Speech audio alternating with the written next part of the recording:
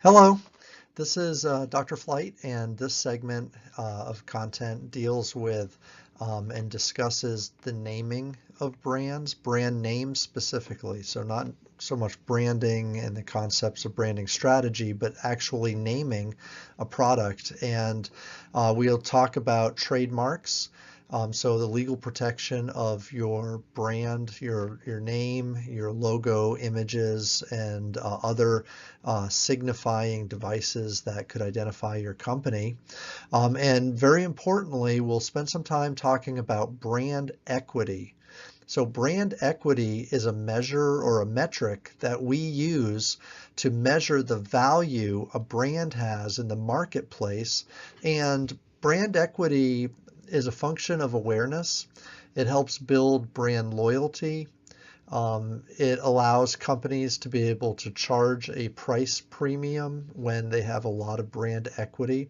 It protects the company for in case something bad happens to a product, customers will be more likely to come back to the product and try it again. It helps, for instance, protect the company against service failures and so forth. So brand equity is it is something that we measure. It's something that's invested in on behalf of the firm.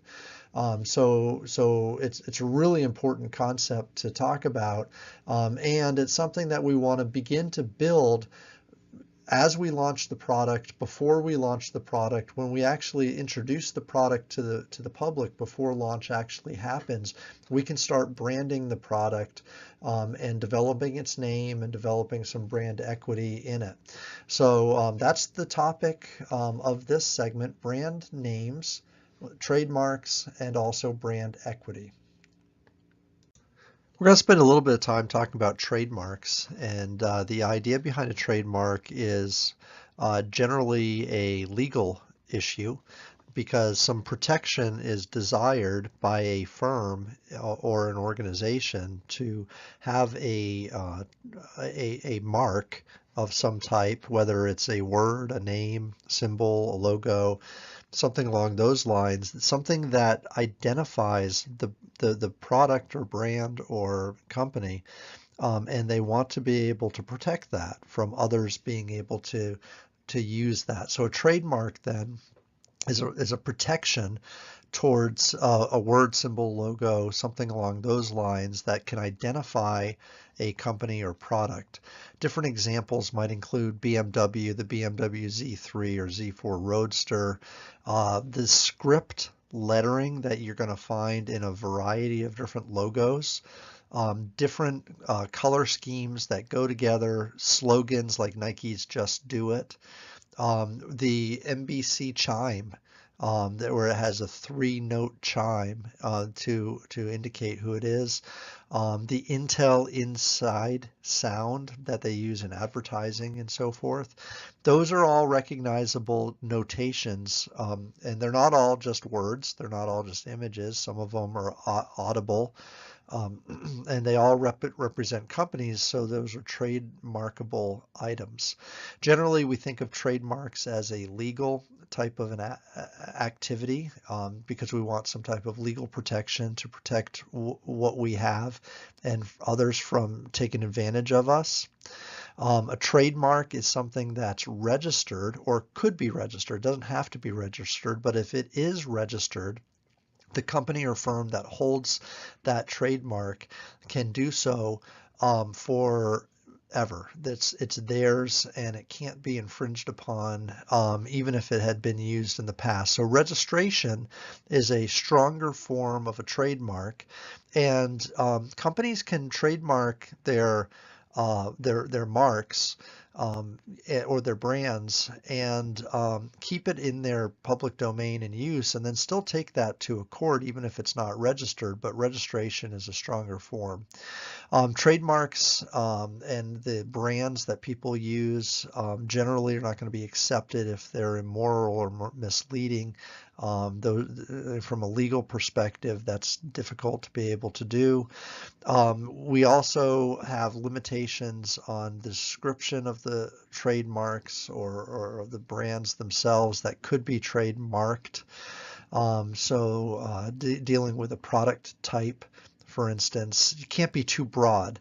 So you couldn't trademark, for instance, personal computer. A personal computer is not a trademarkable type of a thing because it's too broad in scope, and people couldn't be able to do it. The other issue is confusingly similar brands have difficulty trademarking with each other or coming after it. So the example here is Apple Inc. or Apple Computers versus Apple Core. Apple Core may be another product, McSleep versus McDonald's. That's a misleadingly similar type of a name, and so the original registered trademark holder would have some certain rights to that. So as we think about brand names and we think about branding and brand value in general, we do think about the idea of the legal protection that we have associated with trademarks, and how we can protect ourselves. We can also think about other categories or concepts associated with brand names.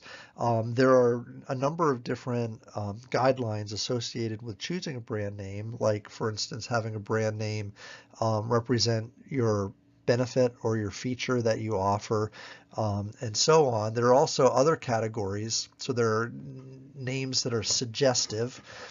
So these are names that would communicate the benefit of the product, typically. So you talk about what your product does, or what is that maybe its differentiating feature, and you focus a brand name that is surrounding that notion. We have descriptive names, so you might have again key benefits or features that are part of the product.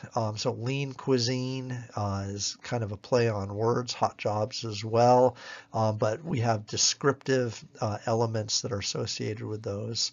There is a case where it may be harder to trademark names that are like that.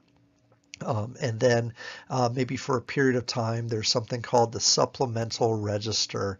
This is like for a period of time, you have this product in that category of protection. And then if it establishes itself and maintains itself as its own brand, it can move out of that area into a more established trademark or registered trademark after that. And then we have other generic names which don't necessarily relate to the product, but have or product feature or product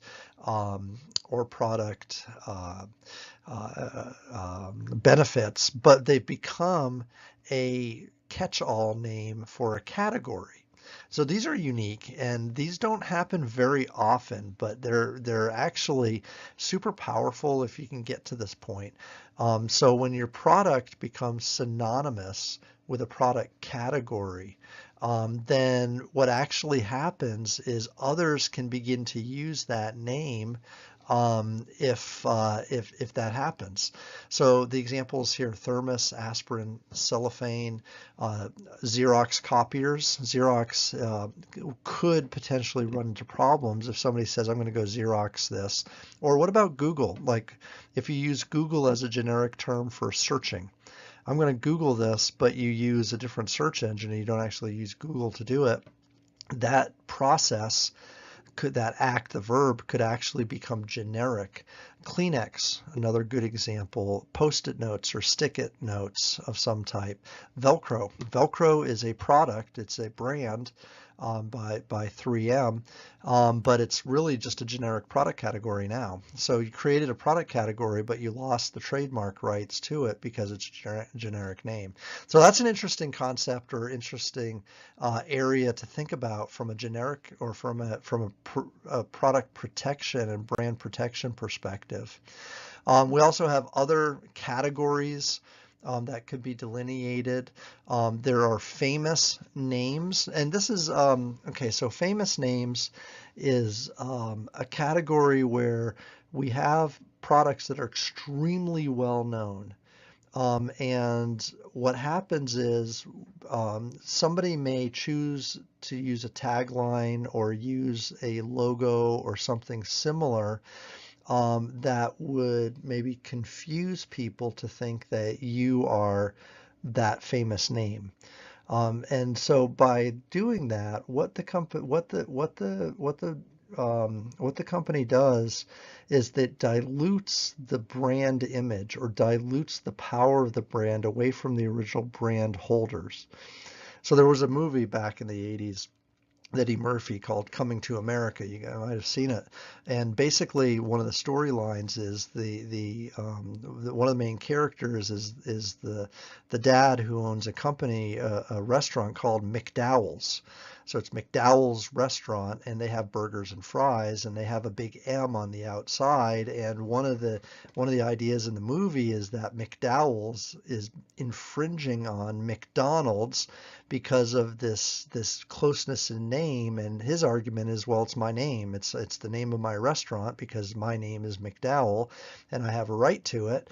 But McDonald's would argue that they're actually, it's a famous McDonald's is a famous, well-known brand, and you're diluting the our brand image, and that we should have some protection. And there actually is protection here that helps prevent people from using other similar names. Victor's Little Secret. Victor's Little Secret was actually a store that was playing off of Victoria's Secret, and they went to court back in 2010. Victor's Little Secret was basically found in violation of this act because Victor's Little Secret was alluded too greatly to Victoria's Secret and diluted the brand name. So there's some protection for famous names. There's also names like that are fanciful, that take on different meanings. But the firm has to work hard to create a meaning for the word itself. So distinctive neologisms are like Bluetooth. So these are unique names that are made up. These are made up words. These are made up words that don't exist. And so Kodak, these are names that come to be known as the brand or the company, but don't actually exist in real life. And then there are finally arbitrary names. Arbitrary names are words that don't necessarily have an association with a product. So they're real words, but typically unrelated to the nature of the product. They're very easy to protect because their association wouldn't naturally be made. And so we're calling an apple, but it's not something you eat. It's something that you use to make a phone call or something along those lines. So that's some ideas in terms of how some brand names and logos and such could be trademarked and the different categories that they could fall under. Things like suggestive names, descriptive names, ones that become a generic product category, famous names that are well known in our lexicon of words, fanciful names, and then arbitrary ones, which are typically very easy to trademark.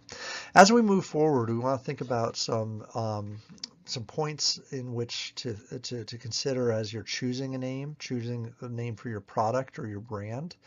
One of the things we want to do is think about why our brand exists and what its purpose is, so the role and purpose of the brand itself. How will it be used in positioning the product? So will we, try to position our product with a market segment that meets a specific personality?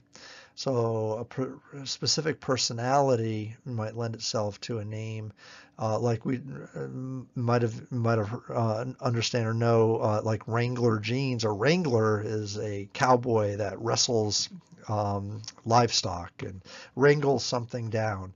It's a very rough and tough type of a name associated with the personality trait of being rugged. Die Hard is an example of a product or something that just refuses to stop. So Die Hard batteries makes sense, right? So the positioning could be considered as we're thinking about a brand name. You might also consider future products that you'll develop as extensions. Being able to extend the product in different product markets or across different product lines, yet use the same name might be important. So the name has to be flexible enough to be able to be relevant to new products that are being offered. The example here is Allegheny Airlines, which eventually became US Air. If you were flying all the way across the country and the world on Allegheny Airlines, people would be like, huh, what's that?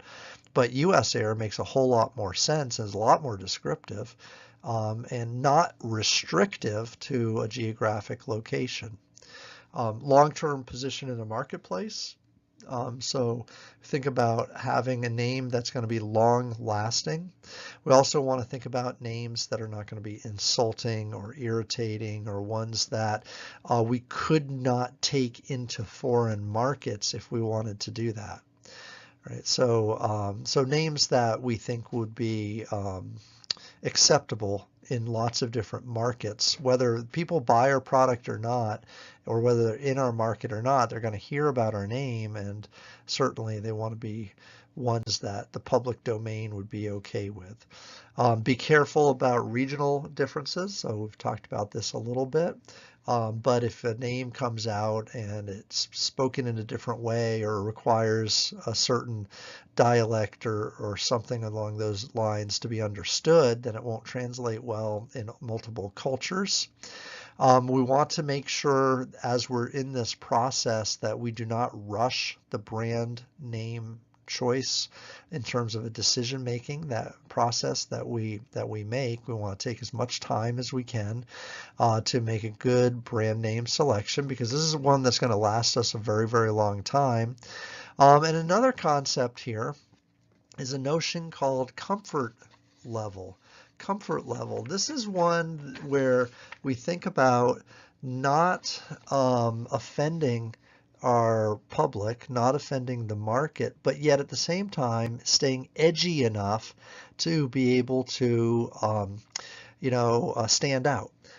So here's an example of a controversial, not a controversial name or provocative name, but one that could be perceived as GoDaddy.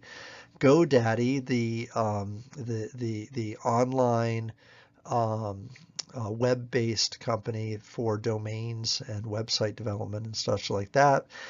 GoDaddy typically has very provocative and edgy advertising, and their name suggests, GoDaddy may not be perceived as a particularly wholesome name in some circles. So it's an edgy, potentially controversial name, yet it works for them and it works for their audience. That's a comfort level issue with the type of name that you're going to have. Now, you can't bring that name into all audiences and all markets. It's somewhat restrictive, and it may not translate at all into foreign cultures.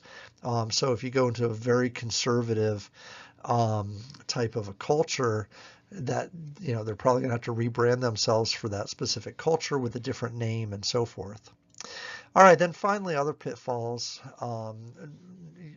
Identifying key owners or decision makers in your brand name. So using an owner's name to name the product may or may not work, because the owner may change, the owner may run into difficulties legally or otherwise, and then that tarnishes the name of the brand or the product, and so on and so forth. Other issues of not being flexible enough in terms of getting stuck on a brand early in the product development process and not thinking it through well, and so forth could happen too. So a number of guidelines then, a number of things to think about as we think about developing our own name. Here for fun again, a list of brand names that maybe worked in a domestic market around the world, but did not work obviously in English or in other cultures. So there's the crapsy fruit cereal, and again, crapsy fruit's not going to sell well here.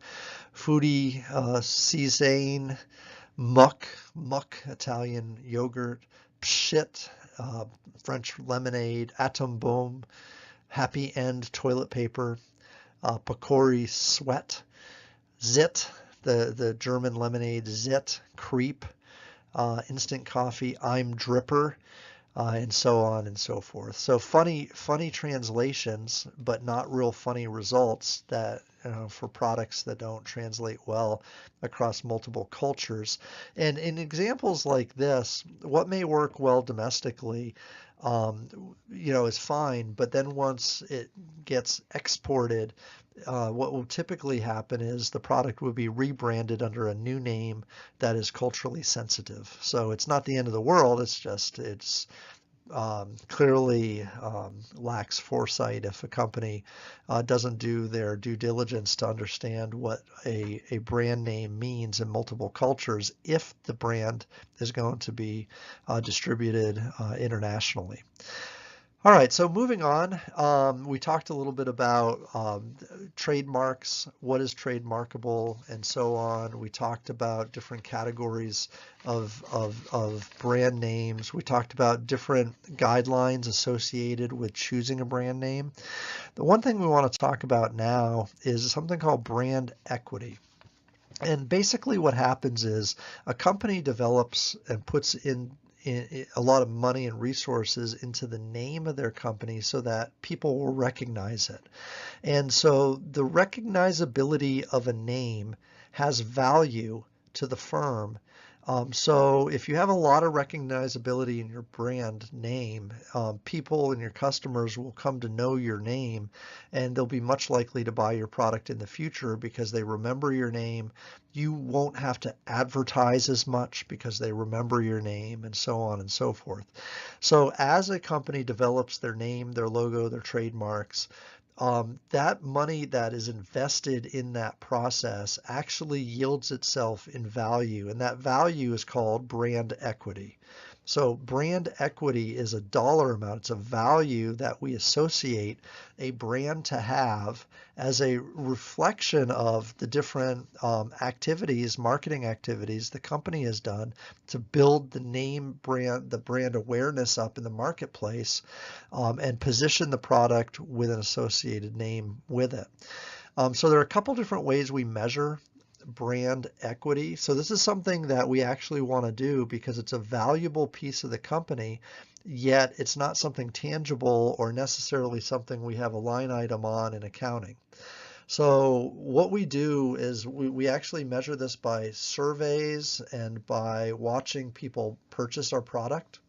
So one of the things we could do is we could ask somebody, how much are you willing to pay for, in this example, gas at Shell? So Shell is a brand, but how much would you be willing to pay for Shell gas per gallon? And then we ask people, well, how much would you be willing to pay per gallon at any local gas station? So we have the generic, any local gas station, and we have the branded type of gas, Shell. And we look at how much people would be willing to pay between the two. Presumably, people would be willing to pay more for Shell, and the difference between the two is how much equity or how much value the brand is pulling in per customer per unit of sale. So it's like a measurable effect that brand has in what we're doing. Another way we can do this is we can just question things a little bit differently here. How much do you like this $799 Sony flat screen TV? And then so this is like on a Likert scale. How much do you like it? I like it a lot, or a little, or a lot, and maybe put this on a scale from 1 to 10. So if somebody really, really likes it, they might measure it up here. And then we have the second question where we have how much do you like the $799? And in here we have some type of a generic brand. We insert a generic brand in here. And then we do it again. We have 1 to 10, and we ask people to what degree they like it. And it's going to be down here somewhere. And the difference between where they chose Sony, the likelihood they'd buy that versus the degree which they like the generic brand. The difference between these two is a difference in brand, the effect brand has on product purchases. So another way we can measure brand equity or the value of a brand. Another thing that we do, and this is not a marketing thing at all, of course, we sometimes think of brand equity or the brand value as an intangible feature that might be accounted for in goodwill. So if you're valuing a company and you have all of the company's assets counted up and you have all future contracts counted up and all this stuff, you have the value of the company. But then when somebody buys the company, you say, well, okay, it's worth this amount, plus it's worth a little bit more because you're buying the name of the company as well. So there's sometimes some element called goodwill in accounting, and it's a little bit, it's a truly intangible type of a piece that is added to the bottom line of evaluation.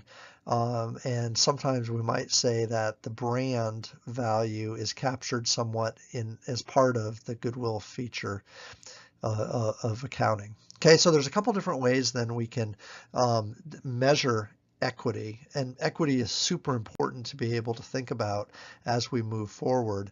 When we talk about managing a brand through the product life cycle, we're often talking about managing its equity. So to build equity then, we number one want to build awareness. We want to grow awareness. We want to be able to create brand associations between what our brand is and what we want it to mean. So what does Coke mean? It means love and happiness. I want to buy the world a Coke. The heartbeat of America, Chevy. What happens in Vegas stays in Vegas. So, all right, what association are you making with that, and how does that focus or factor into brand and brand value? Well, this is what people are wanting. People are wanting the results of the product, and the greater the associations we can build, the better it'll be. Two other things here is quality. So the better quality that we have in our product, the more we can ask for it, the more we can charge for the product, and the better perceived quality leads to a better and greater brand equity, and then also loyalty. If we can create loyal customers, then that actually has a strong influence on brand equity and vice versa. So this is a dual channel type of a thing, a recursive type of a relationship where loyalty builds brand equity, and the more brand equity you have, the more loyalty you'll have as well. So as a company, we can take a bunch of different characteristics that a brand has, and we can give examples of these. So a strong brand and the brand equity that we're developing should be enhanced if the benefits that we say are going to be delivered will be delivered. Equity will grow if the product is relevant to the customer, and if the slogan and all makes sense relevant to the product itself. We want to base our prices on what's valuable to the customer, not necessarily through our margins that we have. But so operating costs are lower at P&G. The passed on savings the savings are passed on to the customers, who then associate that with a brand. We have positioning issues relative to our competitors. Consistency in branding is actually very important. So what we use today for our tagline needs to be supported in all the different media that we use, and all the different, our letterhead, everything that we have that communicates something about us needs to be consistent. It needs to be consistent across brands and across time and so forth. Branding helps and enhances our portfolio. So the better we brand, the stronger we can have an assortment of products. So brand portfolios are a critical factor there. We have different marketing activities that need to also be consistent and across all the things that we do. That will help develop and build brand equity. And these are ways that brands help us operate. This is how we make sense of things in a company a lot of times when we're thinking about brands. They help the customer as a customer understands our products. We need to, in order to maintain equity and a strong brand, continue to reinforce the brand through advertising. So we have to spend money to create this value that we're dealing with. And then also we want to focus on where our brand equity comes from. Disney has an issue sometimes, and this is just an example, other companies do as well, where you don't want your name necessarily everywhere all the time. Sometimes you can become overexposed, and if somebody's misusing your brand, then you have that dilution problem that we talked about earlier. So product dilution or brand dilution happens as a result of being overexposed. Okay, so these are a set of things to think about as we're looking at developing and continuing to develop a strong brand, but then also factoring in this notion that brands have value, and we call that value equity, and we want to be able to measure that equity as we move forward. So we talked about trademarks, we talked about different brand name categories, and also different aspects of how brand names, guidelines, choosing a brand name, and so forth.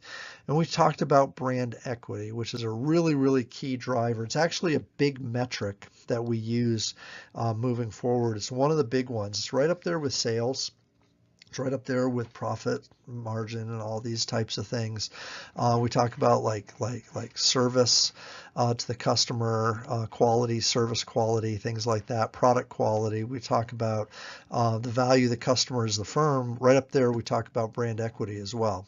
So it's a key concept that we have in branding and in developing a product.